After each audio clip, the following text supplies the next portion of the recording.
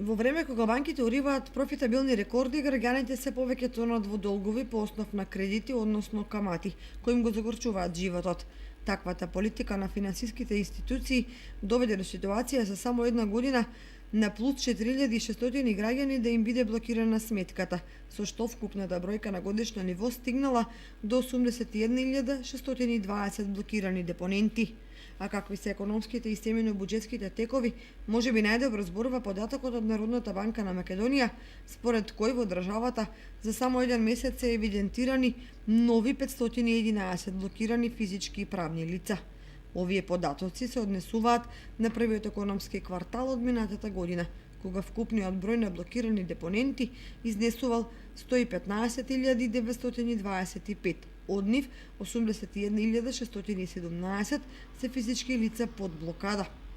Ако се направи анализа на месечно ниво, ќе се дојде до загрижувачка бројка од над 1000 новоблокирани и понатамошна тенденција на пораст. Инаку од вкупниот број на блокирани трансакцијски сметки, нешто помалку од 200.000 се на физички лица, а над 50.000 се на правни лица. Оваа статистика ги опфаќа блокадите на депонентите и на трансакцијските сметки во банките по основ на конечни извршни решенија за направени, а неплатени долгови.